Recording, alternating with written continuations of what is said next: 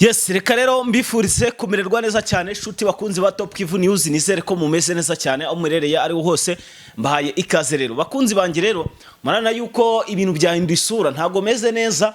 Ntago meze neza bina gatoya, ndikumva ndwaye, ariko nkuko nawe basezeranyije naba ndwaye naba ntarwaye ngomba kuza nkagira icyo mbabwira bitewe n'amakuru ahari. Ubu tuvugana rero mu kanya gato ubwo nari ndyamye nyine numva ntameze neza, hari umutara unyakuye arambwira ati Bwana Pacifique, amakuru gerageza uyageze ku bakunzi bacu, ku bakunzi ba Top Kivu News, ku bakunzi bawe bagukurikira umunsi ku munsi, babanze bamenye uko byifashe hano mu burasirazuba bwa Repubulika Iharanira Demokarasi ya Kongo.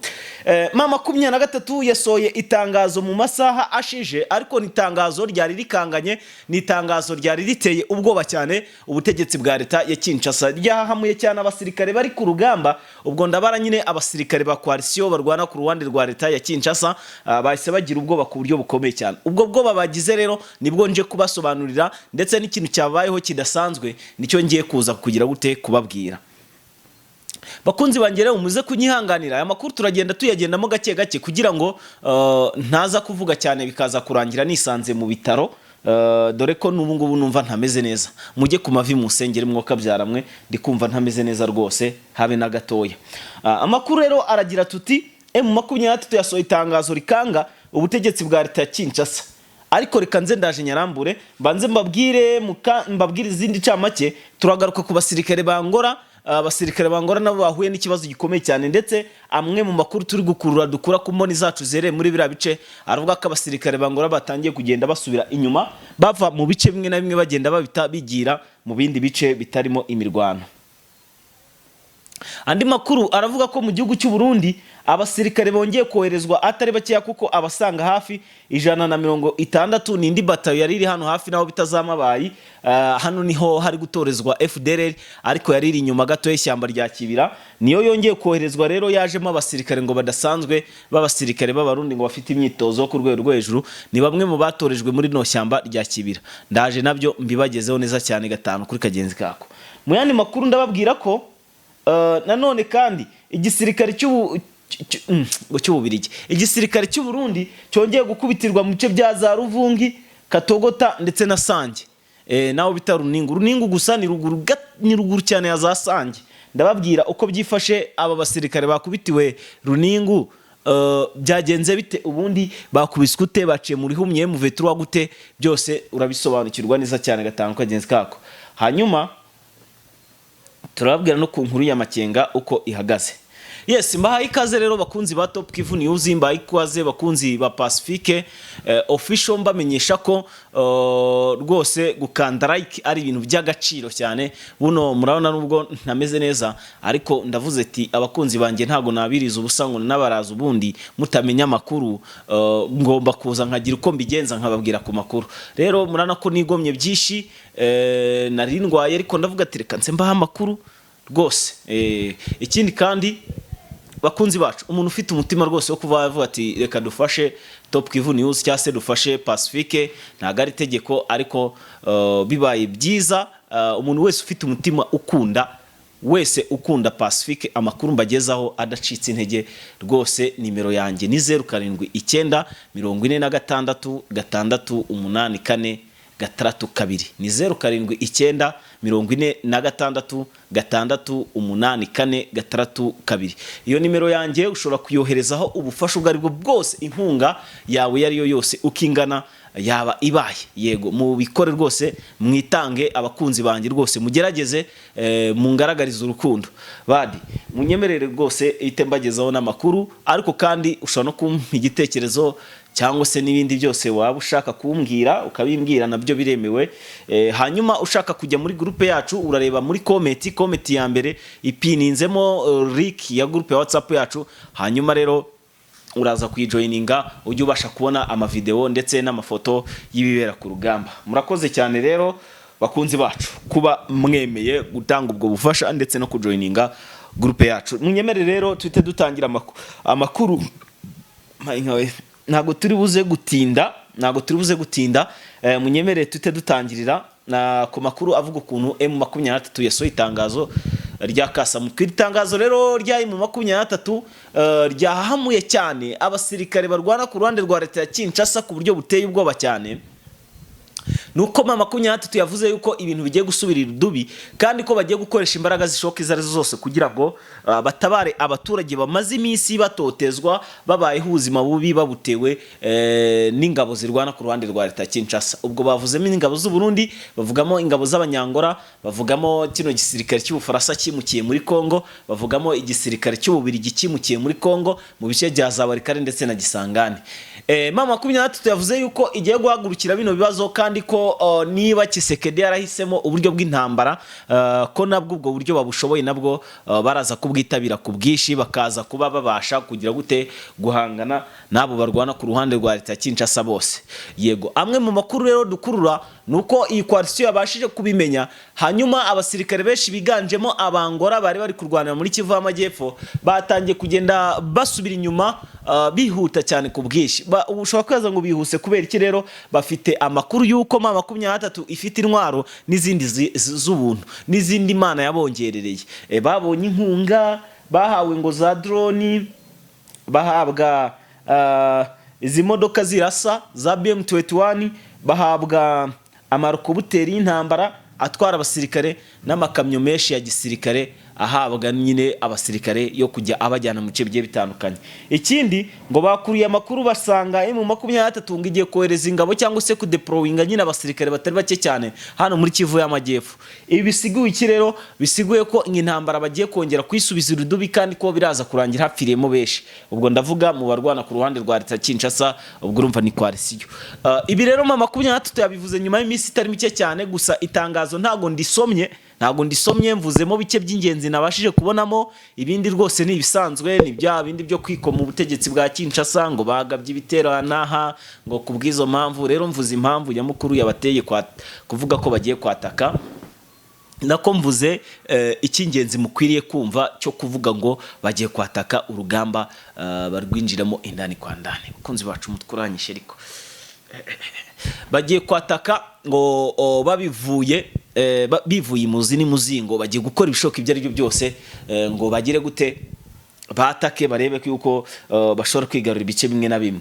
Yes, reka dukomeze n'andi makuru, ntago ndi butinde ko ni minota mike cyane ngiye gukoramo aya makuru, hanyuma nkajya kuruhuka cyangwa nkajya gushaka imiti yo kwivuza, nkajya kwivuza nkareba yuko hari byakemuka.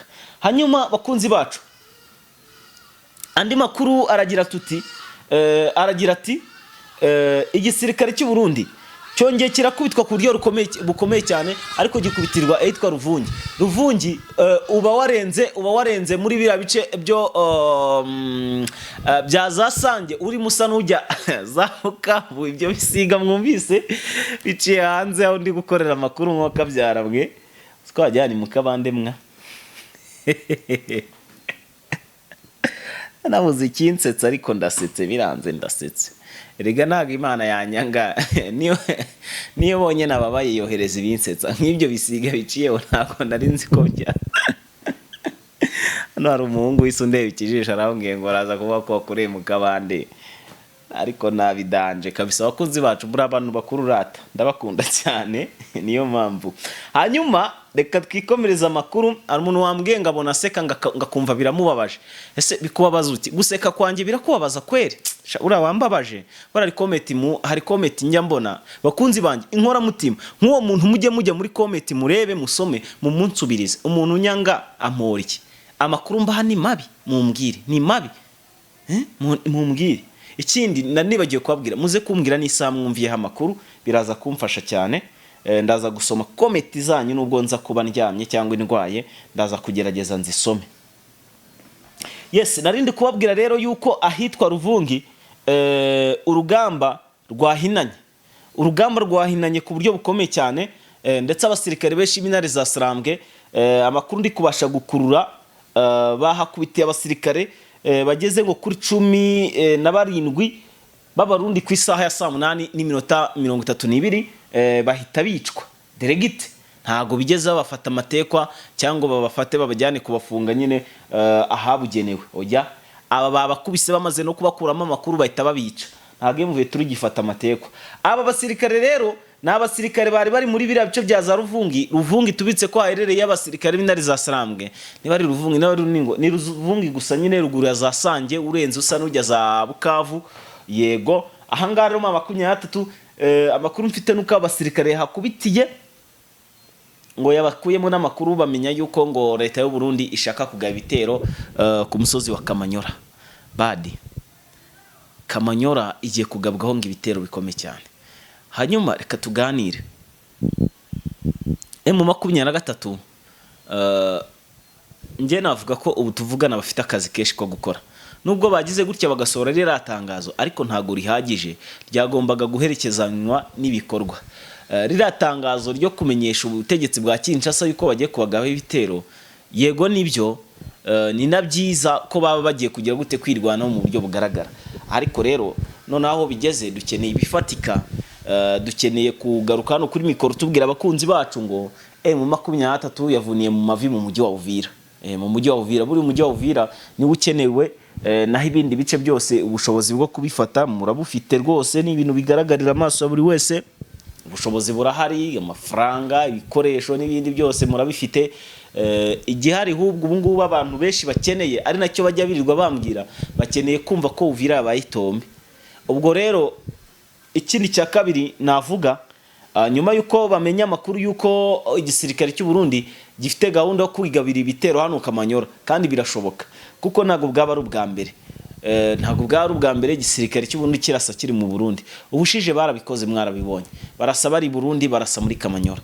Kamanyora ihindurwa umuyonga, haraswa n'uriya munara wa Vodacom, niba mbivuze neza simbizi, bawurasa uri hano hafi na za Goma. Gira ngo nabikoze inkuru kuri channel yanjye yitwa Menya News TV. Nanabasaba kugenda mukajya gukanda subscribe, mugende murebe channel yitwa Menya News TV, muyikandeho subscribe, iyo ni yanjye nyirizina, mugende muyishake, muyishakashake, muyikandeho subscribe, yitwa Menya News TV. Iyo ngiyo na groupe yacu yitwa Menya News TV Family ya WhatsApp. Ubwo bivuze ngo iyo ngiyo ni yanjye. Hanyuma bakunzi banje rero, munkurikiye none angaha cyangwa mukurikiye amakuru none angaha, igisirikare cy'u Burundi kiri kuvuga yuko gishaka kwataka giturutse i Burundi, kandi ni ibintu byaborohera cyane.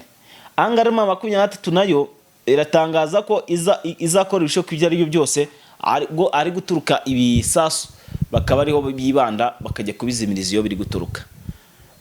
Ibi bisiguye iki rero? Bisiguye ko M23 isa ku isage barasa bari mu Burundi yakambuka ikajyayo, bakajya kuzimiriza ibyo bisasu aho biri guturuka. Niko bimeze. Kunzi banjye ndi kumva ntameze neza, kadukomeze n'amakuru. Gusa ndakomeza ngende mba updatinga nyine nkami makuru namaze kwa ntegura.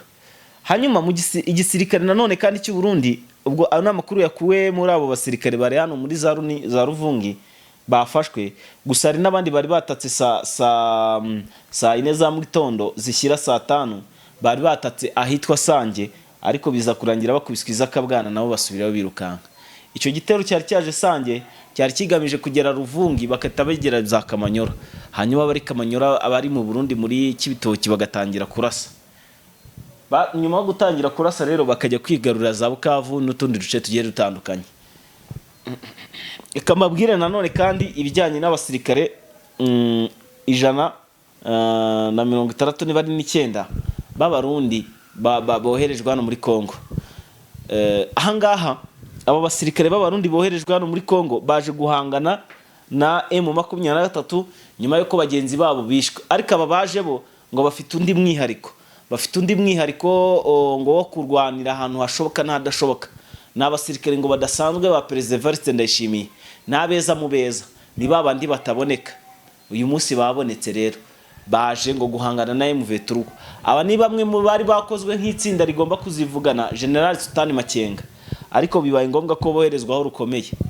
Bakunzi bacu rero, reka mabwire inkuru ya nyuma, hanyuma mitentseze mfungira ngaha, nzabahereza amakuru ejo mu masaha mu gitondo nibivana nuko umuti nabonye umuti ndi bugure cyangwa se ninjya kwivuza nyine nkumva ndakize, nzabaha amakuru ejo. Nanone rero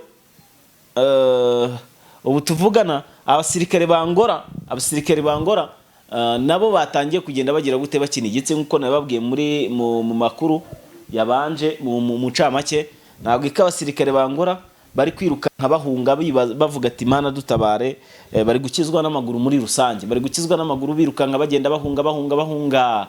Ntabwo ibintu byoroshye yabe na gatoya ku rugamba, bisa naho byahinduye isura byakomeye. Abasirikare b'Abarundi bari gukubitwa, Mana nyagasani sinzi ukuntu nabivuga. Abasirikare bangora nabo nuko nta kwitabwaho, nta miti, nta cyo kurya. Mana yanjye ibintu bimeze nabi cyane kabisa. Abasirikare basa nkaho ibyo barimo batazi ibyo ari byo, ahubwo abazi ibyo ari byo ari ababohereza. Yes, niko bimeze. Burya abasirikare baba biri ibikoresho bya politike cyane cyane iyo ari ahantu hari intambara boherezwa uko babishatse, kuko ntago wajya guhakanira afande wangu mubwire ngo giye ngo ntawe ujya ku rugamba, bahita bakunyuruza bakugira nka wa Murundi wabwiye mugenzi we wabwiye abasirikare bari bamuhatirije kujya muri Kongo, arabwira ati se ndajya kurwana naye muvitura ngiye piki nayo ke muvitura kurwanira abakongomani ngiye kurwanira nde. Ako ka mwanya bahita bamwicira iwabo mu Burundi, bahita bamwica bati wowe ibyo turimo ntabwo bizi ibyo ari byo. Ariko namenye ko ari uwo mu bwoko bw'Abatutsi niwe bishe, nibo bantu batagira ijambo mu gihugu cy'u Burundi, nibo bantu babayeho ubuzima bubi cyane, nibo basirikare babanza imbere ku mirongo rugamba, nibo bantu bicwa nta nicyo bazize, ariko bikarenga bariyo bakaryohasha. Bari mu Burundi bakaba ngo bimeze neza ute bene wanyu bari gushirira muri Kongo mutazi ibyo ari byo. Bimeze bite abantu, abana banyu, abavandimwe banyu, abakuru banyu n'abandi bari gupfira muri Kongo bishwe na Neva, ni mukavuga ngo bimeze neza ute? Mushaka kuzanka abatugara gusa simbabwiye we ngo mugire icyo mukora, ariko mumenye neza ko ibyo bintu biri kuba nyine n'amakuru abakenewe. Burya ukamenya ngo giyewe bimeze ukunuka, ejo utazongera ukohereza umwana wawe mu rugamba cyangwa ukamutanga mu gisirikare akajya mu rugamba. Mushakira indi mirimo akora, igisirikare bakihoreye kijoyininge bene wabona Neva. Hanyuma ahangaha amakuru yandi aravuga ko M23 mu bice bya za Masisi yakurema agashya, yivugana abasirikare 11 barwana ku ruhande rwa leta ya Kinshasa, bari bagabye ibitero masaha mu gitondo, biganjemo za Maimai ndetse na FDLR. Abasirikare ba FARDC bari bake cyane, ariko mwiyo mirwano yagaragayemo n'aburuhu rwera. Yes, reka fungira ahangaha tuze gusubira mu yandi makuru aza kuba ataha. Nitwa Pacifique, ni Top Kivu News. Nimero yanjye ni 0746668462. Hanyuma mugura ibinini byinshi cyane nivuze. Dusubire mu makuru yacu aza kubakurikira. Bye bye.